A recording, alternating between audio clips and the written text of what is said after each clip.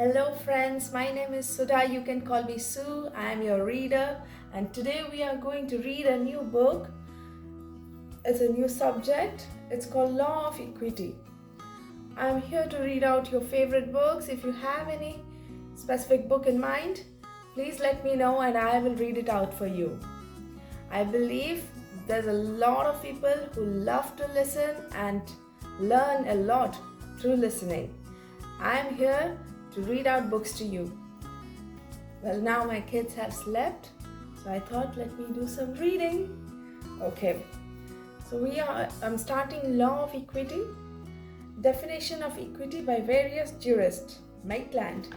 Equity now is that body of rules administered by English courts of justice which were, if not for the operation of the Judicature Acts, would be administered only by those courts which would be known as courts of equity. Henry Levy Ullman. Equity is a body of rules, the primary source of which was neither custom nor written law, but the imperative details of conscience, and which had been set forth and developed in the Court of Chancery. Snell. Equity, in its technical sense, may be defined as a portion of natural justice, which, though of such a nature as properly to admit of being judicially enforced, was from circumstances hereafter to be noticed, omitted to be enforced by common law courts, an omission which was applied by the Court of Chancery. Origin and nature of equity. Two distinct systems of law were administered by different tribunals at the same time in England till the year 1875.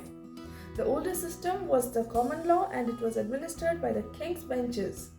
The more modern body of legal doctrine developed and administered by the Chancellor in the Court of Chancery as supplementary to and coercive of the old law was the law of equity. The two systems of law, as mentioned above, were by and large identical and in harmony, leading to the maxim that equity follows the law. In other words, the rules already established in the old courts were adopted by the Chancellor and incorporated into the system of equity, unless there was some sufficient reason for their rejection or modification.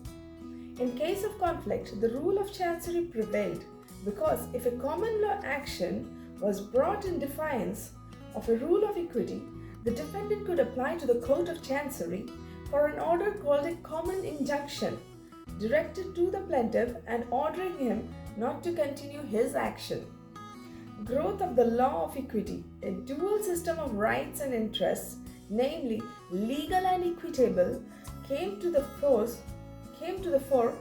due to the double system of administration of justice in England before the Judicature Act 1873 to 1875. Nature. 1. The general rule is that equity follows the law and the equitable interest have in general the same incidents and attributes as have corresponding legal interests. They devolve and can be settled, mortgaged and disposed of precisely in the same way as legal interests. 2. Equity follows the land and as such a legal estate or interest takes procedure over the equitable estate or interest. That is, in case of conflict between equity and law, the law prevails. An equitable right arises when a right vested in one person by the law should, in view of equity, be a matter of conscience vested in another. So got it? An equitable right, when does it rises? When a right vested in one person by the law should, in view of equity, by the rules of equity, as a matter of conscience vested in another. Where equities are equal, that which is first in time will prevail. Equity in the Indian context.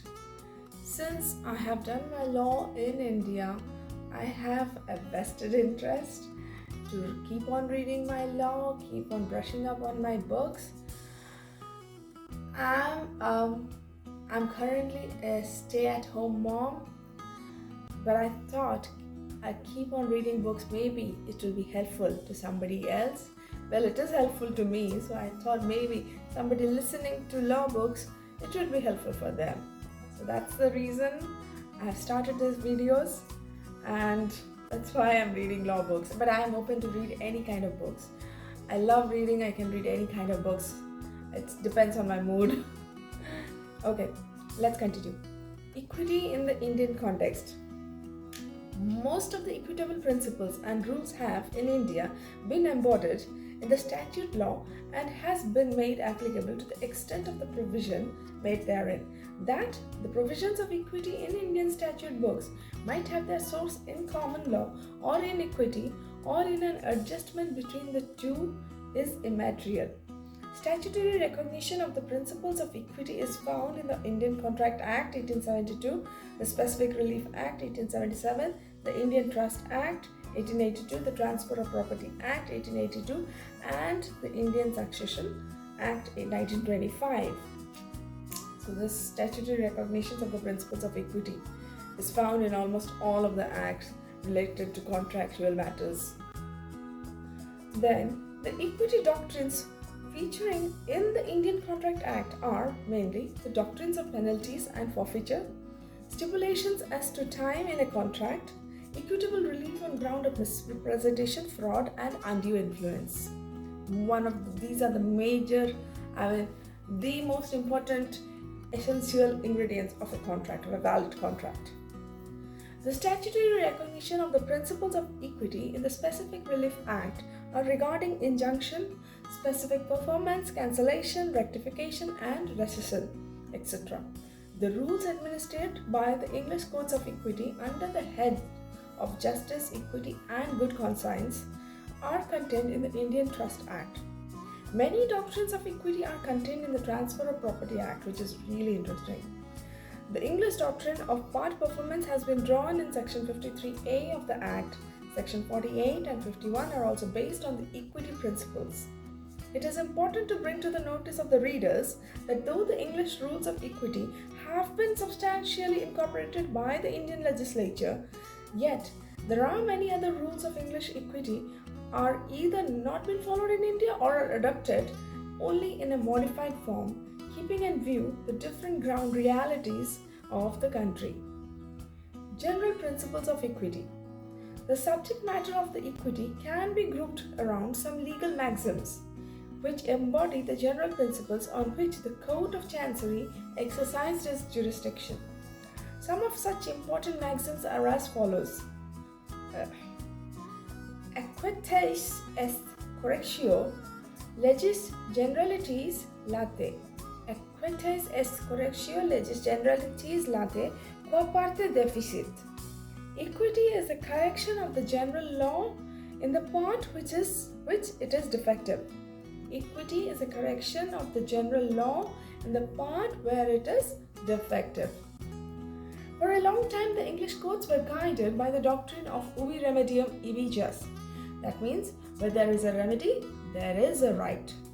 But with the development of the Court of Chancery in England, this doctrine gave way to a more pragmatic and just doctrine called ubi jus ibi remedium.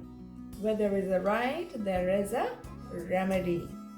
A right is a right only when it can be enforced by the court. A remediless right is of no consequence. Thus, in order to give effect to a right which is suitable for judicial enforcement but which could not be enforced at common law due to some technical defect, the Court of Chancery developed the maxim, equity will not suffer a wrong to be without a remedy. The Court of Chancery applied the maxim in those cases where there was a failure of justice due to the deficiencies in law, and to help the litigants in obtaining legal relief for the violation of legal rights by offering facilities in evidence and procedure which the common law courts did not secure. The maxim is to give an adequate relief where the one available in common law court was inadequate. Alright, I'll continue this in my next video. Thank you.